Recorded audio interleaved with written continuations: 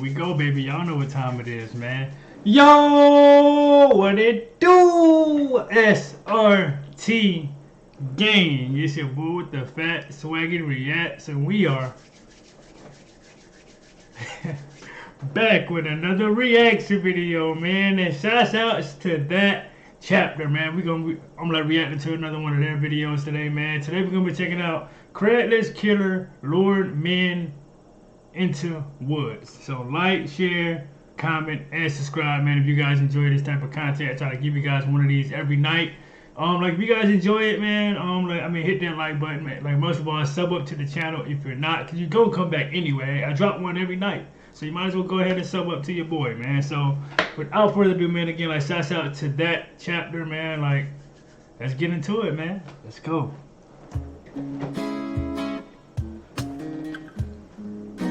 Hey you, and welcome. My name is Mike, and in this old video, well, here, what have I got for you today? It's, one of those stories about Craigslist.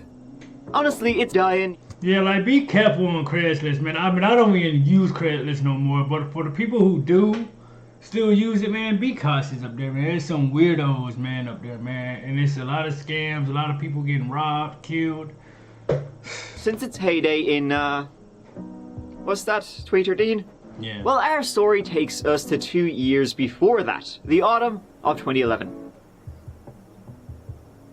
Then, in Ohio, northern Florida, I mean, let's be honest, they're really like angling for that weird stuff happens here sort of vibe. I mean, it's always, I mean, here, just look at the Cleveland Browns. Where was I? And if you'd like to see a new That Chapter video twice a week, Tuesdays and Fridays, please subscribe. That'd be great. But sure, don't let me tell you what to do. Oh yeah, someone there was placing ads. Ads looking for a worker to watch over the farm. $300 a week plus room and board. Not bad if you're looking to get away from it all for a bit. Or if you're running away from it all, as some of these fine folk were. Sounds too good to be true. And it was. Let's give it a go. Good trip, Beasley.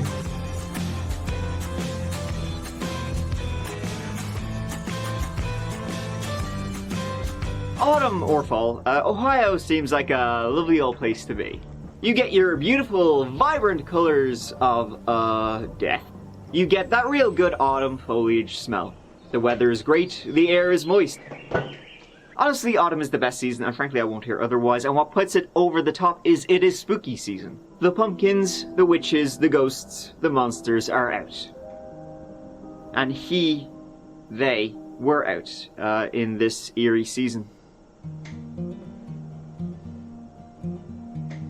Noble County lies in southeastern Ohio. Not hugely populated, it's full of forests and wilds. And it was there that Scott Davis arrived, and he was excited and eager to begin his new job. It sounded just perfect for him and what he was about. Scott Davis was 48 years of age. He was moving back to Ohio from South Carolina, where he'd been working landscaping for about 15 years. It wasn't to be a permanent move though. He had a girlfriend, he had a life back in South Carolina, but his mother up in Akron needed some help. So the plan was to move over for a couple of months, help the L one through the dark days of winter.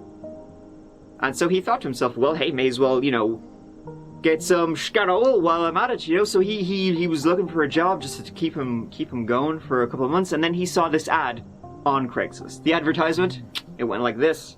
Simply watch over a 688-acre patch of hilly farmland and feed a few cows. You get $300 a week and a nice 2-bedroom trailer. Someone older and single preferred, but will consider all. Blah blah blah. See, that's the first red flag right there. Like, why does it even matter if I'm single or whatever? Like, why? Like, that shouldn't even matter. You know what I mean? Like, you're hiring people for a job. It doesn't matter if they were married or whatever. Someone older and single preferred, but will consider all. Blah blah blah. Nearest neighbor is a mile away. The place is secluded and beautiful. It will be a real getaway for the right person. Job of a lifetime. If you're ready to relocate, please contact ASAP. Position will not stay open. Read it and wait. Man, I mean, it sounds very convincing to me. Like, but it's just like I wouldn't be on there. You know what I'm saying? Doing no shit like this. But it's just like it sounds like to the person, to the blind person that's just, like new to the site. That sounds very, you know what I'm saying, tempting. I mean that literally. Scott did not know it at the time, obviously. But that advert was written by a serial killer. Right. Scott, he was dying to answer. He did the old clackety clackety, and he got a reply from Jack. Jack was the name of the person who posted that ad. Jack said, "You're a hotshot. You don't play by the rules, and neither do I. You're hired. Welcome aboard." And so they met at a diner, Shoney's in Marietta. Marietta is just over the border in neighboring Washington County. And there, Scott had a sit down with Jack and Jack's nephew, Brogan. They seemed grand, farmer types, and Jack, that was kind of like a little preliminary interview. Jack said, "All right, Scott, I like you. You got what it takes. I'm happy to have you watch over my place." So Jack said, "Hop in the back of the truck. We'll take you to the farm, show you around the place." They went out and drove, and drove, and drove. Into the deep wilderness. So deep, Sasquatch would have to ask for directions. No mobile phone service. All there was to see was the reds and browns of autumn woods. The wind, the leaves, and the rain, which is never too far away. At one point, while they were on the road, Jack said to Brogan, who was driving, "Here, listen, pull in over here, would you? On the side of the woods, on the side of the road. I need to get some equipment for the farm. It's near where we shot that deer last time." And so Jack and Scott, they got out. Scott said he'd give him a hand, and they started walking into the forest. At one point, while walking, Jack got behind Scott, and Scott heard a click, and then heard a muttered, "Fuck." When he turned, Jack had a gun trained on him. Oh my God. Scott realized that he was the next deer. Oh, man. And Jack started firing. Oh, man. Come Scott on, man. Fuck. Was the first person to reply to that ad. In fact, over a couple of months, hundreds of people had applied. Scott also wasn't the first person to be successful in his application. A couple of months before Scott took a drive into the woods in August 2011, Ralph Geiger was 56 years of age. Life wasn't going the way he had hoped. He was out of work at the time, living in a homeless shelter in Akron, Ohio. He was a native Ohioan, had lived in California for about 20 years before returning to Ohio in the 90s and opening his own remodeling business. But the economy, that bloody economy, first went the business, then went the bank account, then went the house. But Ralph, he was adamant he wanted to get back to work. He was staying at a homeless shelter, but he took advantage of this guy because he's down on his luck. He just lost everything. Know what I'm saying? And now, oh man, this is not good. Every day he would go to the library and was applying for jobs, anything he could get. He wanted to get back on his feet as soon as possible, but it's tough. With every rejection comes another blow to your confidence, and the desperation grew. But it was in late summer 2011 that he saw and applied for this ad, the very same one Scott did. And Ralph, like Scott, was successful. He was so excited he drove down towards Noble County. He slept in his car the night before. He thought, finally, after months of applying and rejection, things were starting to look up. But unfortunately, he was never heard from again. In mid-October, just a couple of weeks before Scott Davis, a man named David Pauley, he saw that ad on Craigslist. He was excited about it. He thought it would be perfect for him. And so he wrote this email. David was 51 years of age, a divorced father of one, and he too was out of work. A recession had put an end to the countless temp jobs he had worked. He was in the middle of depression, and he was trying to do something. He surfed ads on Craigslist, and he came across, the one. Maybe that was exactly what he needed, a getaway, new surroundings. He was living with his brother in Norfolk, Virginia, and being out there in the woods would do him the world of good. He was last heard from on the 22nd of October, staying at a motel on his way to Ohio. He was talking to his sister who lived in Maine, and he said, "Hey, you might not hear from me for a while. There's no cell service in many parts of Noble County." It sure was a while before he was heard from again. That's crazy, man. This video is sponsored by FaceCheck, an app that will help you climb and increase your rank by providing you with a lot of useful details, quick and reliable. And then, it was only 2 weeks later that Scott replied to that ad and met with Jack and his nephew Brogan in Marietta, and they went for a drive. Though there was one difference. That night, this 911 call was made. 911, what's your emergency? We just had a gentleman come up to our front door. He claims that he's been shot. He's got blood on him. Oh, shit. See, Scott had somehow managed to survive. When he was walking and he heard a click coming from behind him, that was probably the gun, Jack's gun, misfiring. And so when he turned around and saw Jack pointing at him, going to shoot again, he managed to swipe the gun, and the bullet instead hit him in the elbow. Scott then took off running, with Jack chasing him and gunshots ringing out the entire time, whizzing by his head, hearing the rustle and broken branches behind him. He ran for his life and eventually managed to lose Jack. Scott hid in the forest then, listening intently for any crunch of dry leaves, any breathing, any cars, any dogs, anything at all. His arm was gushing blood, his elbow shattered. He remained in these lonely woods for about 8 hours as darkness fell and the moon rose. 8 hours. Eventually, feeling that, under the cover of night, he should be okay, he walked. He walked and he walked until he found the house, and the police were called. The sheriff of Noble County arrived about 15 minutes later, and when he spoke to Scott Davis about what had happened, this guy had tried to kill him, he didn't have a clue what he was talking about. He didn't know anything about a 680-acre ranch in those woods. He didn't know any Jack. But Jack wasn't done yet. The police needed to find out who Jack was, and one thing they knew was that he had been at a diner with Scott. And so they tried to get these CCTV footage, but shit happens. There had literally been a fire in the office the night before, and the footage was damaged, so it would take time to try and recover it, get some good quality stuff. In the meantime, though, this story hit the papers. A guy, he applies for a job on Craigslist, gets taken into the woods, and somebody tries to murder him. It was on a few of the front pages. Well, maybe not front pages, but it was a big enough story that it was out there. Someone read it and thought it sounded, mighty familiar. That someone was Deborah Bruce. See, she had been wondering what the heck happened to her brother, David Pauley. She had tried calling and calling to no answer, and so she had been Googling about stuff happening in the area in hopes of finding something. And so she saw that article, called the police in Noble County, and said her brother had answered a job that sounded exactly like that one, and she hadn't heard from him since. Hearing this, the police soon believed that a killer was out there in the woods, luring men in. The police went out into those woods, trying to find where Jack had tried to kill Scott Davis. And as I said, this is the deepest of the deep. But after 2 days, they found it. See, Scott had dropped a baseball cap while running. And not far, they found a grave. A grave that had been pre-built for Scott. These lads didn't waste any time at all. And so if there's one, maybe there's another deer Right. close by. Got to be somewhere in the area, so they probably from the search the area and find all the other bodies, man. This is crazy, dog. Cadaver dogs were brought in, and not far away, they caught a scent. And digging, they found another body in the damp dirt. He had been shot in the back of the head, and it was determined to be David Pauley.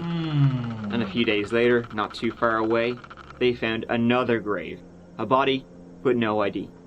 A Florida man is dead, and a South Carolina man is recovering from a gunshot wound after investigators say they responded to a bogus Craigslist ad for a job on a southeast Ohio cattle farm. Police say that on November 6th, the South Carolina man traveled to Ohio and was met by 2 other men who apparently said they were taking him to the farm near Caldwell. But instead, they took him to a heavily wooded location, saying that a road to the farm had been closed. That's when he heard a gun cocked behind him, which was pointed at his head. As he was running from the gunman, he was shot in the arm. The man was able to escape and spent several hours hiding before he was able to contact police. That's when the investigation deepened. Just days later, a woman called authorities concerned her brother was missing. She said she had last spoken to him on October 22nd, after he said he was traveling from Florida on his way to the same Ohio farm. If the gunman had planned to kill and bury victim number 1, then it is possible there is a victim number 2. 3, 4, 5. At this point, shit getting pretty real. The sheriff's office, the Noble County Sheriff's Office, called the FBI to come in. What they needed the FBI to do was to find out who had posted this ad. They've got two dead bodies and 1 attempted murder. Who is luring men into the woods? So the FBI, they were able to trace who had placed that ad via their IP address. And examining the ads, by the way they were written, and a couple of things they learned later, the poster of the ads was looking for a very particular person. Someone who wouldn't mind being alone for some time. Someone who could go off the reservation and people wouldn't come looking for them. He was looking for older people, and men only. When women would respond to the ad, Jack wouldn't reply at all. If people got to the interview stage, if they said they were married or had any kind of combat training or martial arts, Jack, he would nip that in the bud. He would say, thanks for applying, you'll hear from me. Because, you know, if he run into somebody like that, yeah, it's pretty much over for you, my boy, because they already got all your information. And then with the karate dude, they just beat your ass, you know what I'm saying, at that point, so... Yeah, like Jack, he would nip that in the bud. He would say, thanks for applying, you'll hear from me. They never did, of course.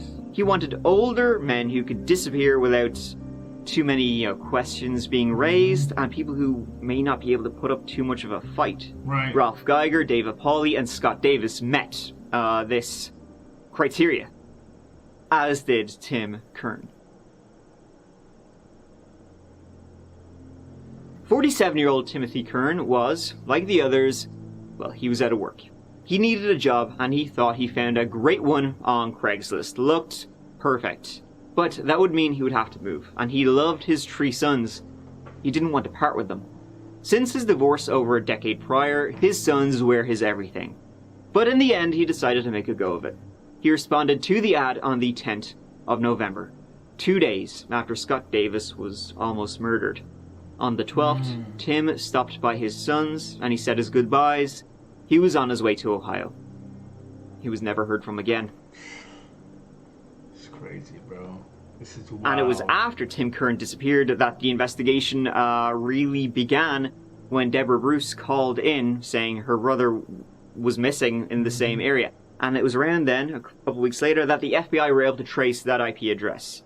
The person who placed the ad. They were able to trace it to an IP address in Akron, Ohio, a house there. Akron, Ohio. A house owned by one Joe. Joe said he didn't use Craigslist, those ads were not his. He also never knew no Jack. But he did say a man had been renting a room here till recently. So, who is this Jack? Well, Jack shit, that's who. The police had also been able to restore the CCTV footage from the diner. And so, they were able to identify who it was. A Noble County local named Richard Beasley. When Joe was shown this, he recognized the man. He didn't know no Richard. That man had introduced himself, Joe said, as Ralph Geiger. The police didn't know they'd already found Ralph Geiger. Joe said, Ralph Geiger? As Ralph Geiger. The police didn't know they'd already found Ralph Geiger. That was Richard Beasley's first victim. They also learned who Richard was with. And his name really was Brogan Rafferty. He was a high school student, and Richard had taken him under his serial killing wing. Brogan was swiftly arrested and taken in. Now this guy, Dick over here, he's a big old sack of shit. That's crazy, man. This is... Gun owners know that total concealment of your firearm is a tactical advantage. Exactly what It gives you...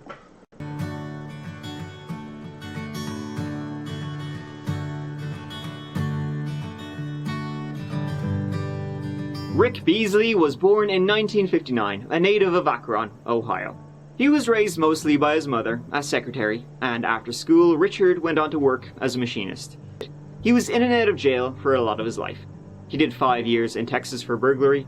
Immediately after, he did another 7 for firearms offenses. God damn. He later then went on the run back to Ohio. He didn't really want to stick around in Texas for the whole, parole thing. And so... Like, bro, he already been in jail a whole lot of times already. Like, Jesus. To Ohio. He didn't really want to stick around in Texas for the whole, you know, parole thing. And so, when he went back home, he had to reinvent himself. And reinvent himself, he did. He found good old God. Serial killers are a serious business, except this guy who's a kindly old man. No, bro. From hell. Preacher Beasley, they called him an Akron, and he went to church every day. He also, in the meantime, got a little bit addicted to opioids after a car accident. And then he stopped working and stopped making money. It was at the church he met Brogan Rafferty, son of a man Richard knew through the motorcycle circuit. He took young Brogan under his wing, talked to him, you know, about the importance of staying in school, saying no to drugs, kids. Richard later, in his goodwill, founded a halfway house, and he would drive around looking for girls on the street he could help. Sex workers, drug addicts, strays, whomever. Wow, what a guy! Nope. Richard soon began pimping them out. He became Pepper Jack. However, the police soon started catching on, and Richard needed to reinvent himself once more. And so he began preying on another vulnerable member of society, those itinerant and out of work. He would steal their money and their identity. Brogan Rafferty agreed to tell everything and to testify against Richard in return for reduced charges. Brogan was there when Richard took Ralph Geiger, victim number 1, out into the woods. And it would be the very same place he would later take David and then Scott. Brogan, he later wrote a poem about it. That's crazy, man. We took him out to the woods on a humid summer's night. I walked in front of them. They were going back to the car. I didn't turn around. The loud crack echoed, and I didn't hear the thud. The two of us went back to the car for the shovels. He was still there when we returned. He threw the clothes into a garbage bag, along with the personal items. I dug the hole. It reached my waist when I was in it, maybe 4 feet wide. We put him in with difficulty. They call them stiffs for a reason. We showered him with lime like a satanic baptism. It was like we were excommunicating him from the world. And after Richard assumed Ralph Geiger's identity, he dyed his hair, he changed his clothes, he cut his facial hair, he got a job, and he liked what he had done. He thought, well, you know, that was pretty sweet, I'll do it again. After all, these were men on the margins, and so would travel with most, if not all, their worldly possessions in the back of a U-Haul truck. Richard sold it all. For one thing, Scott Davis had told Richard he was bringing his Harley. Richard liked that. Richard's final victim was Tim Kearns, and was much the same as the previous ones. Only he took him somewhere else. Behind a dead mall in Akron, Brogan dug the grave, and Richard shot him in the back of the head. God damn, bro. They got all this from Brogan. The police didn't actually know where Richard Beasley lived. They actually got lucky arresting him. Richard didn't know that Joe, the person he'd been renting a place from for a short time, he didn't know Joe had been talking to the police, that they had traced his IP address.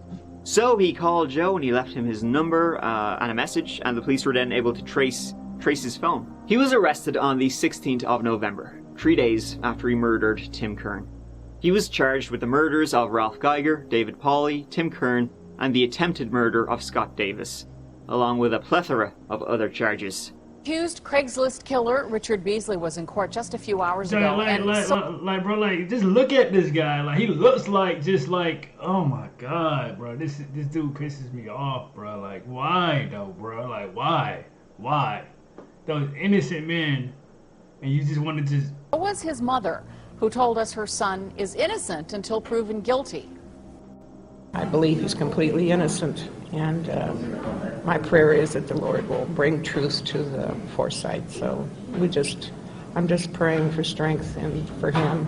Beasley and now 17-year-old Brogan Rafferty are accused of using Craigslist to lure men to rural areas to rob them. 3 victims died. Prosecutors say Beasley tried to kill a 4th man who managed to survive.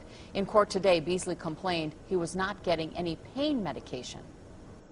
Simply, did you send this paper? And like, that's what it is with these serial killers, bro. Like, they always try to just take the, I'm crazy route. Like, this, that, and the third. The reason I'm doing this because I don't have my medicine. This, that, and the third. Like, no, you doing this because you know exactly what you were doing, bro. Medicine, like, you know exactly what you were doing, and then you had the kid sit there with you. Know what I'm saying? Like, as your accomplice. Like, no, bro, get out of here. Like, always trying to take that route, bro. Stop. Pain medication. Stop. He said simply, did you send this paper? I said, yes. He said, we're not going to prescribe you anything. I said, so you're denying me medication again? He said, yes. Okay, did you have anything to do with these killings? No comment. None at all?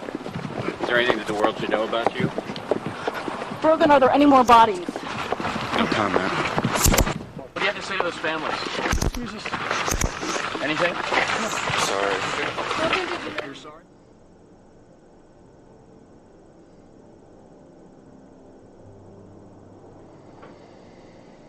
Brogan Rafferty would later recant. He would poo-poo the plea deal.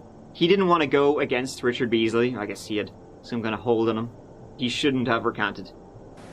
Well, as I said before, I trusted him.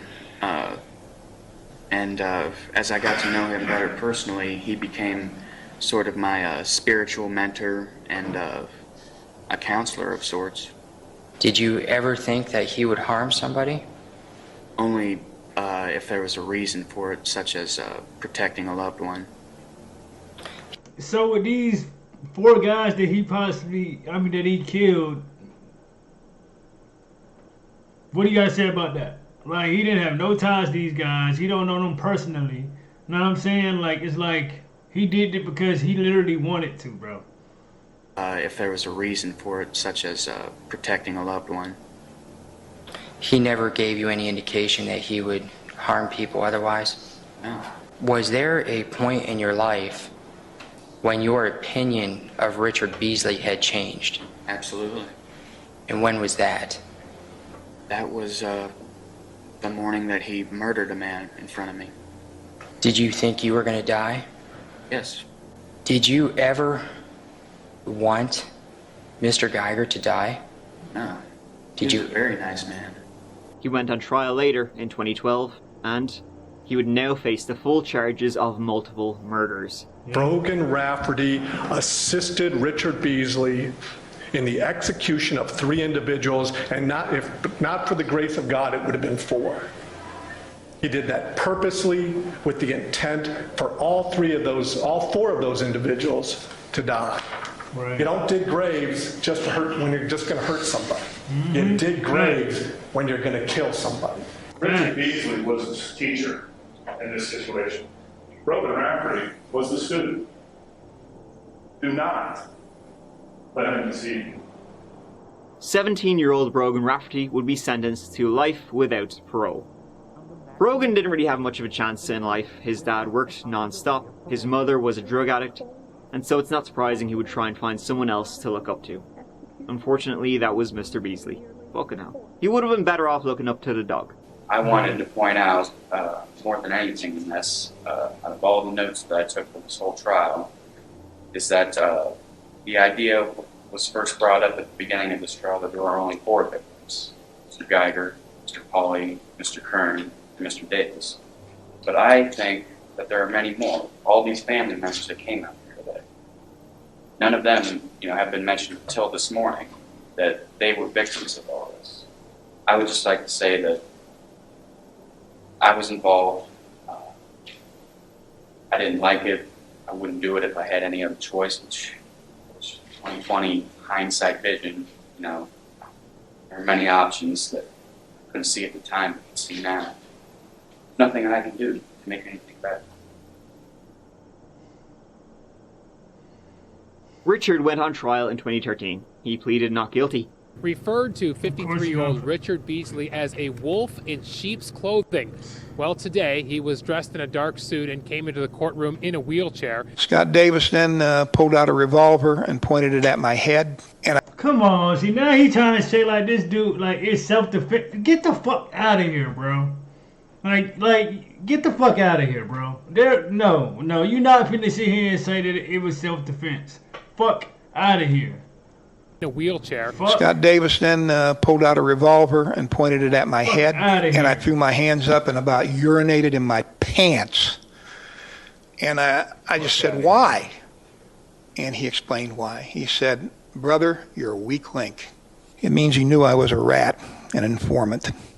He was sentenced to death in April 2013. Out of here, bro. Do hereby find that the Wrong aggravating dude, circumstances that the defendant was found guilty of committing do outweigh the mitigating factors presented in this case by proof beyond a reasonable doubt. We therefore unanimously find that the sentence of death should be imposed on Richard James Beasley. I say here today, officially and for the record, I have killed nobody. Richard Beasley is still on death row as of today. I mean, of course you're gonna sit here and say my that, friend. like I say that dumb shit talking about that he didn't do it. It's self-defense. Only reason I killed him is because, man, get out of here with that shit. You see what I'm saying? They always be trying to take the route of being a victim. Like, come on, man. Like, that shit pisses me off, y'all. It really do, man. For real. Friends, is a story of one of the many Craigslist killers. A big old sack of shit monster on the run, wannabe preacher, actual killer, identity stealing asshole. It's crazy, a guy who was very particular about what he did, who he did it to, and where he did it. He had a victim in mind, and he knew how to get away with them. Exactly. He almost got away with it too. If that gun hadn't jammed, Scott Davis would have been killed, and no one would have been alerted to the killer in the woods. By the way, guys, this is like, I don't know, like, I think it's the third killer person essentially a person using Craigslist to find victims, either by luring them in or looking for people to kill. So really, just stop using Craigslist. It's right. Like, who else? We'd Philip Markoff, the guy from Boston, and there's definitely others. So basically, just stop using Craigslist, full stop. I mean, I think from the Google Trends people are, but just to be safe, guys. Because as you can see, as you can tell, it's pissing everybody off. Right, man. Right, man. Shouts out to that chapter, bro. Wow, bro. Another amazing story, bro. Like, this was crazy. How do you guys feel? Let me know down in the comment section how you guys feel about this story, man. Do you guys feel like they got what they deserved? Like, that was crazy to me. It just pisses me off when these guys sit here and try to play the victim role somehow and try to say that, like, no, like, it was their actions that made me do this. Like, get out of here with that, bro. I literally can't stand that, bro. You know exactly what you was doing, or exactly what you wanted to do from the jump. It is what it is. Just take your punishment as a man, bro. So tell me how you guys feel about this, man. Like, share, comment, and subscribe. Like, and make sure you guys are tuned in when I drop another one tomorrow. Yeah, brother, we'll definitely be back, man. And SRT gang, I am out this thing, man. Let's get it.